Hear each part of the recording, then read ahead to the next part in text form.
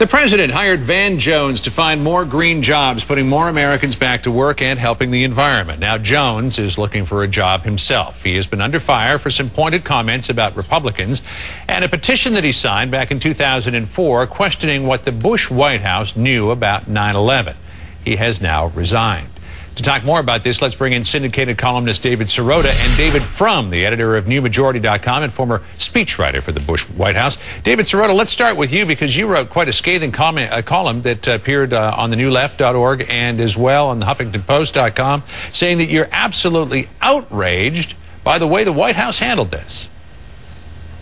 Well, look, Van Jones is a national hero for his work on green jobs. He's known as an expert on energy policy, on economic policy. He's somebody who made a mistake, who acknowledged that he made a mistake a long time ago, and he was tossed out by this White House. And I think what we can learn from what happened is what this White House values and what this White House doesn't value. The White House stuck by Tim Geithner as Tim Geithner was involved, the Treasury Secretary, in a tax scandal. He's accepted gifts from the banking industry. The White House stood by him. The White House has stood by other people like Ben Bernanke, who's really been at the heart of our economic problems.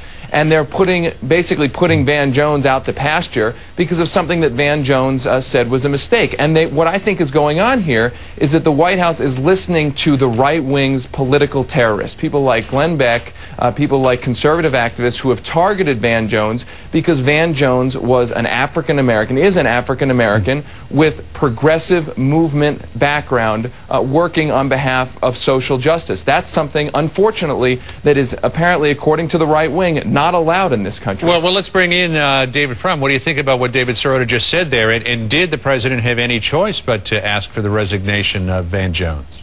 Look, denying the truth about 9/11 is not an intellectual mistake. It is an attempt to shift the blame for one of the worst crimes in history from the people who did it to the people who suffered it. It's not unlike Holocaust denial in that way. And this is not a right or left issue. When President Bill Clinton was confronted by such people at an event in 2007, he reacted decently. He said, "How dare you?" And I think that's the way all Americans feel. Van Jones may have done all these other good things or not.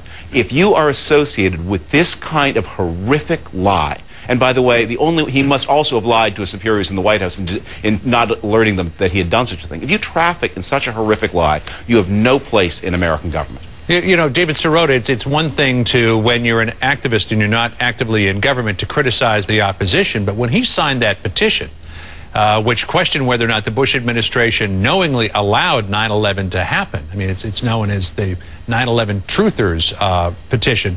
I mean, and he said that he didn't read it all the way through. You put your name to something you didn't read all the way through. I mean, was that a big enough mistake that he couldn't serve in this administration? Well, John, look, he said it was a mistake, and, you know, I think his name was lent to something that he clearly wasn't fully aware of. He said it was a mistake. I don't think nobody's debating whether he said it's a mistake or not. My point here is that what are the standards, right? You have a Bush administration, for instance, that lied us into war. Nobody was fired at all for that. Thousands of people have died because of that. You have an economic team that has conflicts of interest with the financial industry that it's regulating. Nobody has said a thing about this. What happened here was that Van Jones was originally targeted because he's an African-American man who worked on behalf of social justice issues. Remember, he was targeted by the right wing, by the Glenn Becks of this world, well before this 9/11 issue ever came out. So he was targeted because of that. Let's bring in David Frum. Was this a matter of race, David Frum?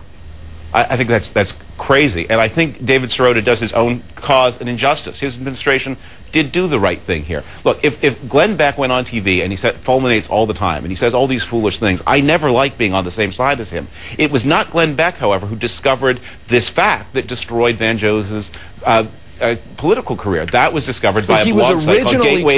He was originally targeted. He could have survived. He could have laughed off. And the question is, all those other things he could have laughed off. Okay, he could have laughed off.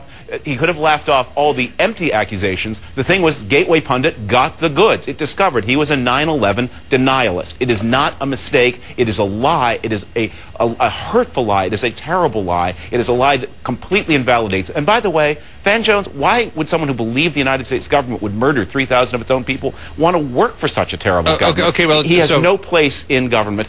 he has no place in decent society if he believes this. All right, so Van Jones is gone. He's not coming back. But let's look at this going forward. David Sirota, do you think now that Republicans smell blood in the water and they're going to go after the remaining 30 or so czars that this administration has got left, people who are in prominent positions who didn't have to go through Senate confirmation to get their jobs?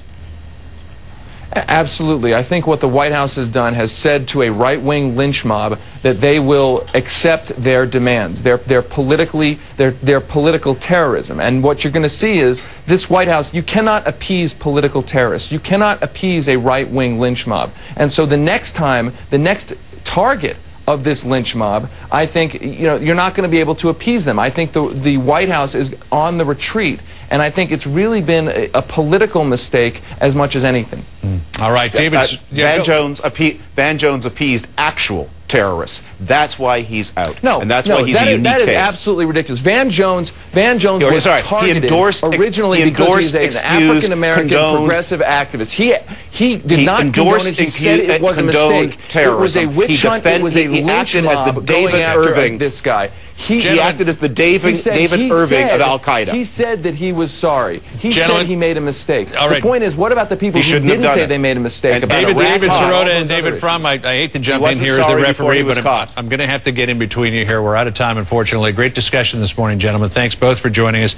David Sirota on the left, David Frum on the right. Appreciate it very much.